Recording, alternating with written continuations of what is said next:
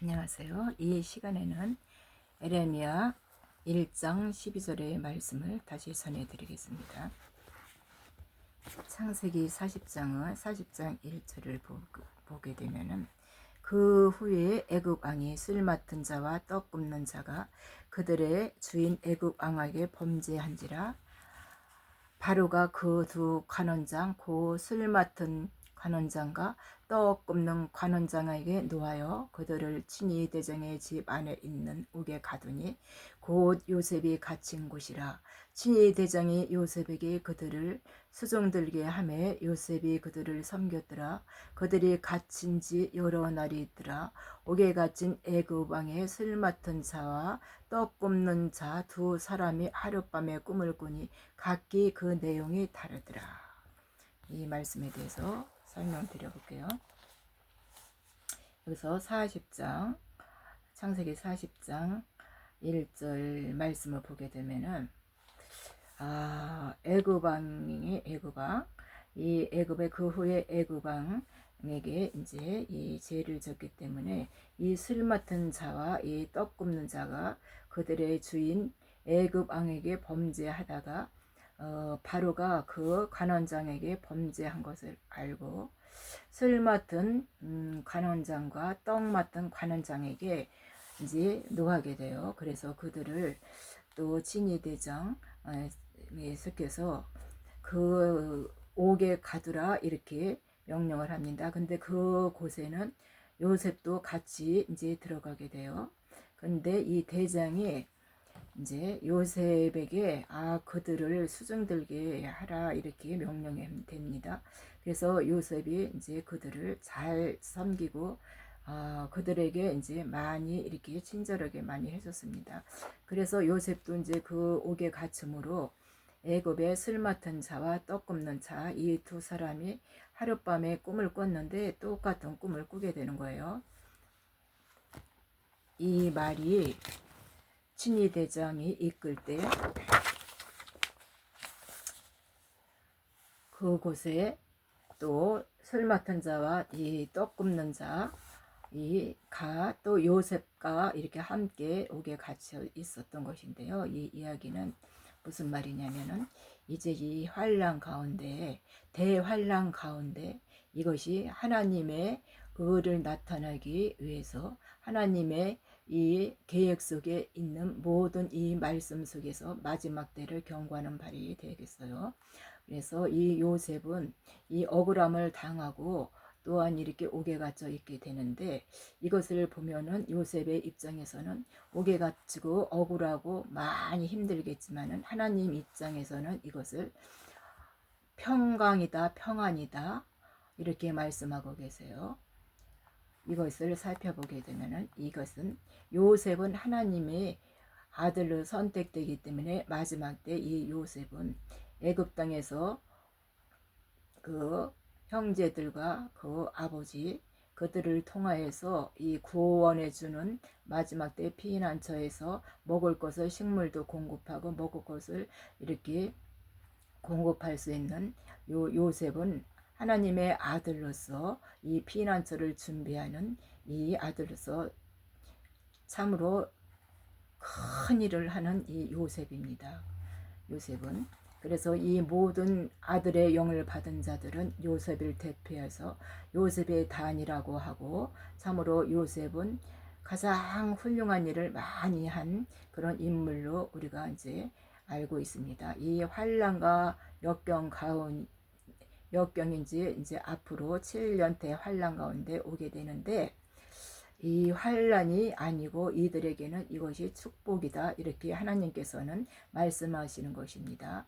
이것은 요셉은 이 예수님을 일표로 나타내는 것으로서 마지막 때 이제 종들을 추수하기 위해서는 화목지책의 사명자들이 있어야 되기 때문에 나팔을 높이 들고 그물을 던져 물고기를 잡아야 하는 이 시대가 오는데 이 시대에 가장 큰 일을 할 수 있는 자들이 이 요셉의 단들입니다. 하나님의 이 대사로서 큰 일을 하나님의 일을 해야 되기 때문에 하나님께서는 그들을 특별히 선택해서 뽑은 자들을 말하는 것입니다. 그래서 이 요셉은 이 십자가의 구속사를 다 알고 있기 때문에 그가 성령의 권능을 받은 자로서 그리스도의 말씀을 전가하는 자로서 이 6절에 이게 보면은 요셉이 들어가 보니 그들에게 근심의 빛이 있는지라. 요셉이 그 주인의 집에 이제 함께 있게 갇힌 그 바로의 신하에게 묻되 어찌하여 당신들의 얼굴에 근심이 비추나이까 하니 그들에게 이르되 우리가 꿈을 꾸었는데 이것을 해석할 자가 없도다, 이렇게 말을 해요. 그러니까 요셉이 어떻게 말을 하냐면은 그 해석은 사람이 하는 것이 아니고 하나님께로부터 나는 자가 하나님의 영을 받아서 그 해석을 하는 것이기 때문에 이거는 사람으로서 할 수 없기 때문에 나한테 이르라, 이렇게 말을 합니다. 청하오니, 그러니까 청하오니 내게 이르소서. 해석은 누가 하는 거죠? 이렇게 물어봐요. 그러니까 여기에서 이 해석을 하는 자는 하나님의 기름 부은 자가 해석을 할 수 있다, 이렇게 이제 요셉이 말을 하는 거고요.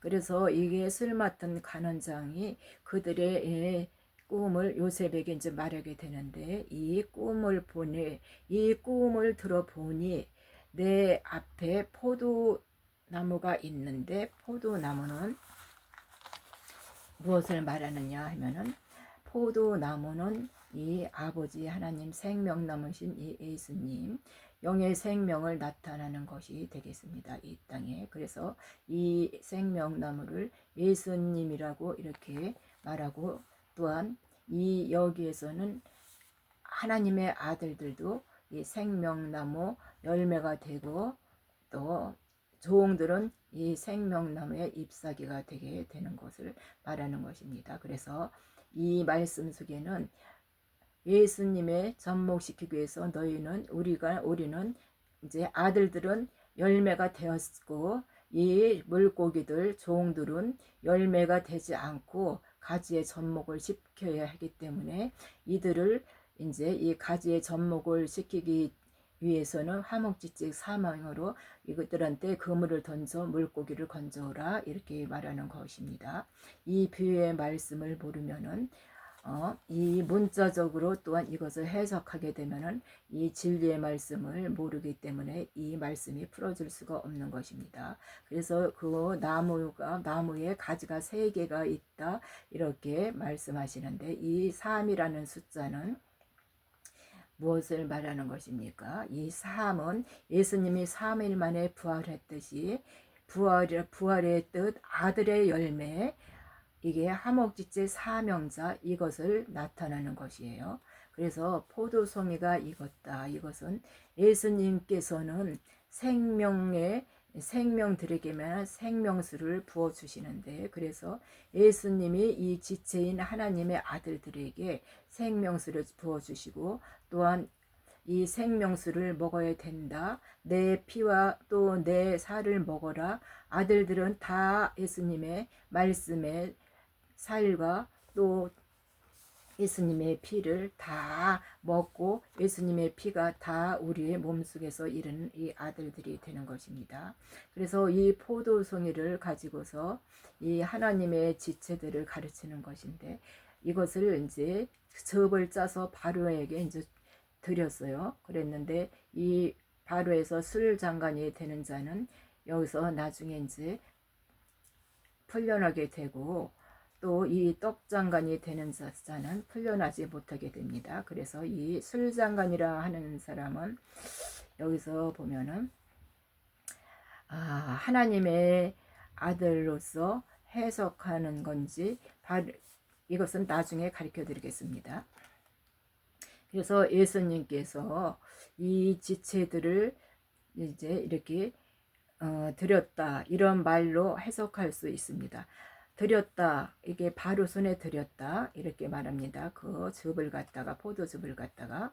그러면은 하나님께 이거는 예수님의 지체들을 이제 있다, 이런 말로 해석할 수 있겠습니다. 이 포도주라는 것은 무엇을 말하는가 하면은 예수님의 피를 상징하는 것이고, 예수님의 또 죄를 씻는 이 모든 것을 상징하는 것이 되겠습니다. 그래서 이 포도송에서 포도즙을 짜서 드렸던 이 술장가는 하나님의 아들로서 영원한 복음을 말하는 것이 된다, 이렇게 말을 할 수 있겠습니다. 그래서 복음의 일꾼들이 나중에 이 포도즙을 먹은 때, 복음의 일꾼들은 포도즙을 먹고 또한 예수님의 살을 먹은 자들을 말하는 것이에요.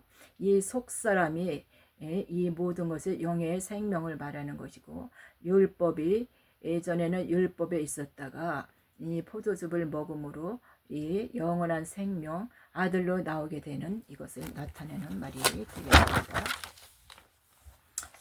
그러면은 이 부활의 생명이 되었다는 것이 이 땅에 있는 하나님의 종들에게는 이 생명의 말씀 천국 복음을 말을 해도 그들은 알아듣지도 못하고, 이제 이 영원한 복음 이 말씀을 이제 지금은 7년 흉년 기간이기 때문에 이 땅의 교회들에게 이 성도들이 이 말씀을 다 들어야 됐고, 이 말씀을 들어야지만이 또한 영원한 복음으로 피난처로 나오게 되는 것인데, 이들이 아직 이 말씀을 이제 듣는 자도 있고, 영원한 복음 안에서 듣지 못하는 자도 있고, 깨닫는 자도 있고, 깨닫지 못하는 자도 있을 것입니다. 네, 그래서 이 피난처로 가라고 이 나팔을 지금 불어야 됩니다. 하나님의 아들들의 사명이기 때문에. 그래서 이 요셉 그에게 이르되 그 해석이 이러하니 새의 가지는 사흘이라. 네, 사흘. 그러면 초실절, 이 초실절 예수님이 이제 부활하신 이 초실절을 말하는 것이 되겠습니다. 예수님이 부활하신 이 예수님, 부활하신 예수님과 함께 부활한 예수님의 이제 씨들도 이 초실절의 한 단위로다가 예수님과 같이 나중에 부활하게 되는 것을 말하게 됐습니다. 하나님의 지체가 됨으로써 이 슬기로운 다섯 처녀, 미련한 다섯 처녀는 이 땅에 남는 자들이고, 슬기로운 다섯 처녀는 부활하는 또 이렇게 휴거되는 이 슬기로운 다섯 처녀를 말해서, 이 슬기로운 다섯 처녀들은 지금 등불을 높이 들고 하나님의 말씀을 가지고 영원한 복음을 가지고 외치면서 종들을 향해서 지금 피난처로 가라, 영원한 복음 안에서 천사의 인을 받으라, 이렇게 외치는 자들을 말하는 것입니다. 네, 그러면은 여기서 이제 또 무엇을 말하느냐면은, 여기서 이 사정을 바로에게 아뢰어 이 집에서 나를 건져 주소서. 이 집은 율법의 죄와 사망에 매여 있는 집, 이 옥에서 나를 건져 주소서. 이렇게 요셉이 말을 해요. 술장관에게 이제 미리 말을 했던 것입니다. 갇혀 있으니까 옥에 갇혀 있으니까, 네, 그 히브리 땅에서 끌려온 자, 요셉은 히브리 땅에서 노예로 끌려왔던 자인데 무엇인가 잘못한 것도 없는데 억울하게 누명을 쓰여서 이게 옥에 갇히는 일을 이제 옥에 갇히게 됐는데, 본인은 옥에 갇힐 만한 아무런 죄도 짓지 않았는데 억울하게 하나님의 이 계획 속에 그 옥에 갇히게 되는 이 불상사가 일어나게 된 것입니다.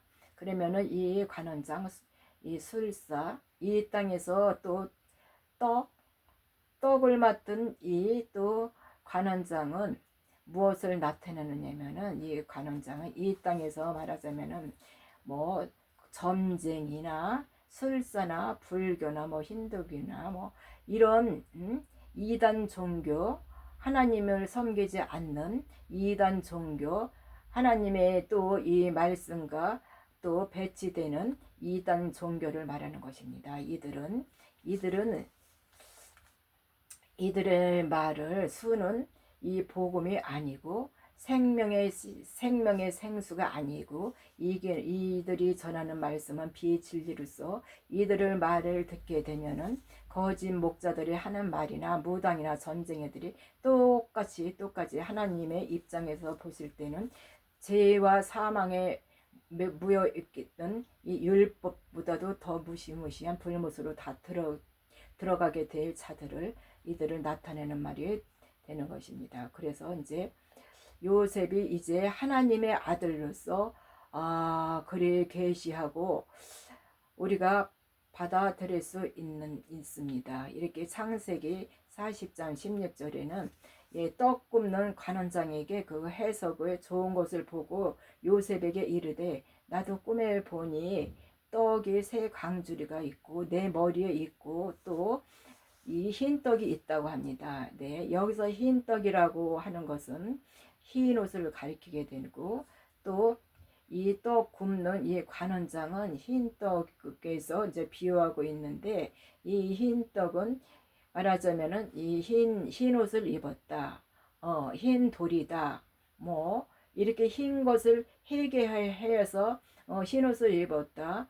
이들이 이제 굵은 베옷을 입으라 할 때 이 굵은 베옷을 입고 또 이렇게 흰 옷으로 변했다. 이렇게 하는 것은 율법의 이제 그 종으로서 피난처에 가서 이들이 이제 영원한 복음을 받고 구원받을 수 있는 이 말씀이 되겠습니다. 그래서 이들이 들어갈 수 있는 곳은 나중에 이제 우편 보좌와 좌편 보좌가 있는데 우편 보좌는 하나님의 아들들 영의 생명에 들어가는 것이고 좌편 보좌에는 이 종들이 들어가게 되는데 여기에서 해당되는 여기서 보면은 또 이 12보좌에 해당되는 이 여자라고도 생각할 수 있다 이렇게 보고 있습니다. 이 떡장가는 네, 그렇게 보고 있기 때문에 이것은 하나의 계시이기 때문에 이제 이 계시적인 것을 이걸 풀어보게 되면은 흰 옷도 나오고 뭐 흰 떡도 나오고 이렇게 할 때 그 여자의 부활이라 하면은 물고기라고도 말을 하고 종이라고도 말을 하는데 이 종이라 말을 하는 종들의 추수다 이 말을 하는 자들은 좌편보좌로 들어가는 자들을 일컫는 말이 되는 것입니다. 이들이 하는 말은 이 마지막 나팔 일곱 나팔 재앙이 불어닥칠 때 7년 대 이제 환란 가운 이 시기에서 7년 흉년에 이 안식년 2022년부터 2029년까지가 7년 흉년 안식년 기간이 되는데 이 재앙이 불어닥칠 때 후 3년 반에 이제 정말로 이 엄청난 불환란이 쏟아지게 되는데요. 이 시기가 되겠고요. 그랬는데 여기서 요셉이 이제 이들을 추수하기 위해서 이제 이 말씀 속에서도 다 이제 이 마지막 때가 다 이게 풀어져서 나올 말이 되는 건데요. 여기서 세 강주리는 사흘이라 사흘. 그러면 이 사흘이라 하는 것은 3일 있다가 사흘 있다가 사흘 안에 당신은 나무에 달려 죽게 된다. 그렇게 말을 합니다. 그러니까 나무에 달려서 당신의 고기를 이게 새들이 와서 뜯어 먹는다. 이 말이 되겠습니다. 그래서 3일로 이 바로의 이 3일 후면 3일이 되면은 이 바로의 이 생일이라 합니다. 이 바로의 생일. 그러면 이 바로의 생일이 무엇입니까? 예수님은 3일 만에 부활하셨는데 이게 바로의 생일이라고 합니다. 그러면은 이것이 바로 예수님이 부활하셨으니까 이게 아들들이 공중 혼인잔치에 올라가서 이 말씀을 보게 되면은 혼인잔치라고도 이렇게 풀 수가 있는데 이것은 정확한 답은 아니고 하나의 계시적인 거로다가만 이렇게 바라볼 수 있겠습니다. 그러고 이제 이게 이제 술 장관도 이제 이 전직을 회복하게 됐고 이 떡 굽는 자는 전직은 회복하지 못하고 어쨌든 나무에 매달려서 그 새들이 쪼아 먹어갖고 죽은 자를 말합니다. 그렇지만은 그의 그 영의 상태는 사명을 받은 이 종의 상태를 말하는 것이 되겠고, 네, 그래서 그가 만약에 그 영혼이 이제 죽어서 들어갔다 하면은 좌편 보좌로 들어갈 수 있는 이 종의 정체성을 가졌다, 이렇게 말을 할 수 있겠습니다. 그러면은 이 사마리아 이 여인에 대해서 이제 한번 살펴보겠는데요.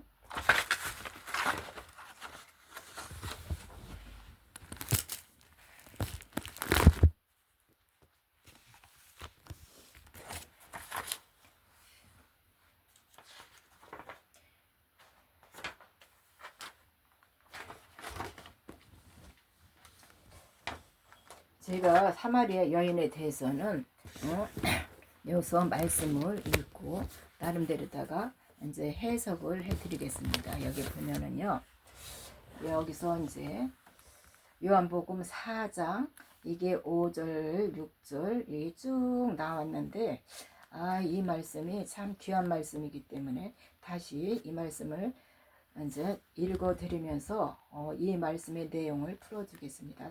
여기서 사마리아에 있는 수가라 하는 동네에 이르니 야곱의 그 아들 요셉에게 준 땅에 가깝고 거기 또 야곱의 우물이 있더라. 예수께서 길을 가시다가 피곤하여 우물 곁에 그대로 앉으시니 때가 6시쯤 되더라. 네, 이게 6시라 하면은 우리나라로다가는 12시를 가리키는 말이 되겠어요.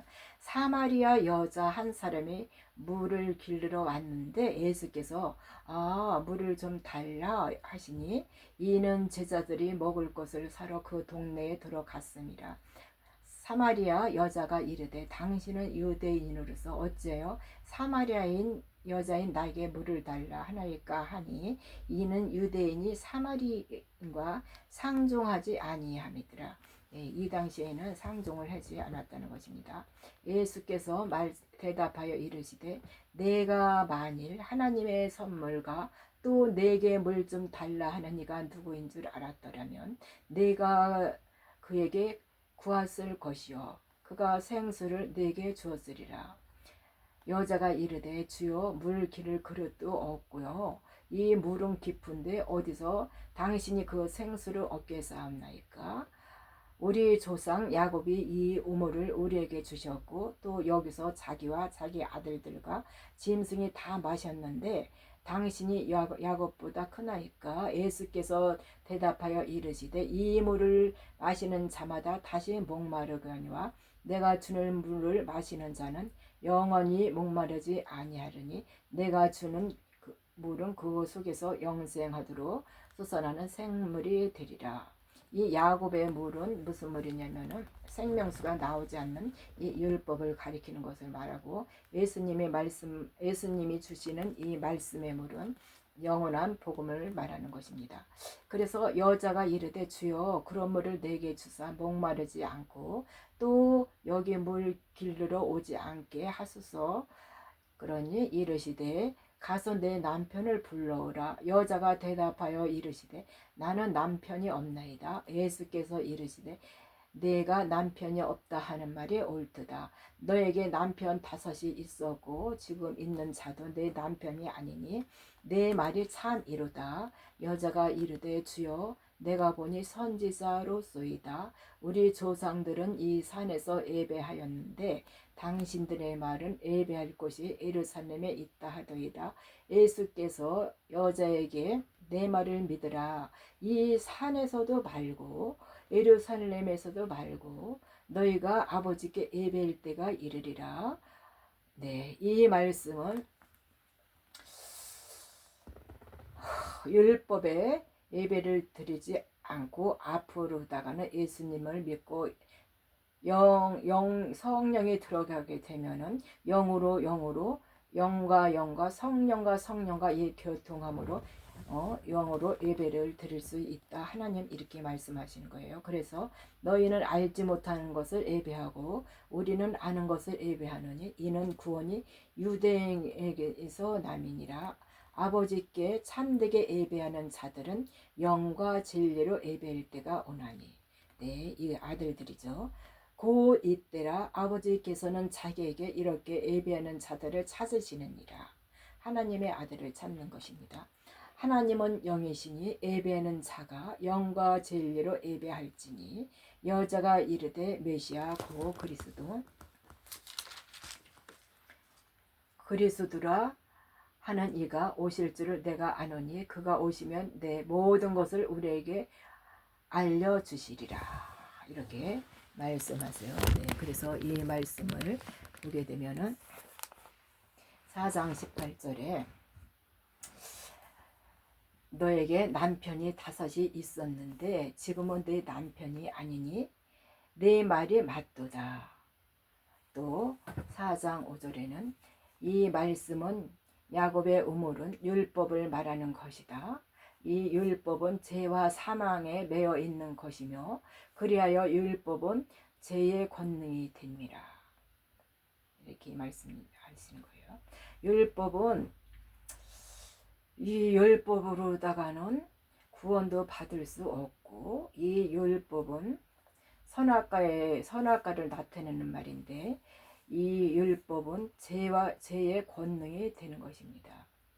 그래서 율법은 무엇이냐면은 그래 네가 잘했냐 못했냐, 네가 이거를 했으니 못했다, 저거를 했으니 못했다, 저거 틀렸다, 이렇게 죄의 권능이 되는 이것이 되겠습니다. 그래서 사마리아 이 여인은 예수님이 주시는 말씀에 생명수를 받아 먹음으로 죄와 사망의 법에서 해방되어 버렸다는 것입니다. 죄와 사망의 법에서 해방되어서 이 하나님의 아들로 됐고 하나님의 후사가 됐고 지금으로 말하자면은 영원한 복음을 증거할 수 있는 그 위치까지 올라가는 하나님의 아들이 되어서 마지막 때 이 7년 대환란 가운데 전 3년 반 기간에 영원한 복음을 증거하는 두 증인의 사역을 할 수 있는 그 능력을 가진 자들을 말하는 것이에요. 그러면은 너가 남편 5이 있었는데 지금은 내 남편이 아니라는 것은 율법에서 복음으로 이제 나왔기 때문에 하나님의 아들이 되었고 또한 후사가 되었다. 이렇게 하나님은 말씀하시는 것입니다.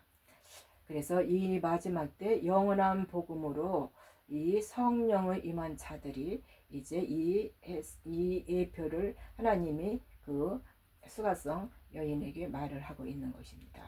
너무나도 이 말은 귀한 말씀이기 때문에 이 마지막 때를 향하여 영원한 복음을 들으시고 이제 다 피난처로 들어가서 짐승의 표를 받지 아니하고 구원받으시길 간절히 바라고 원합니다. 감사합니다.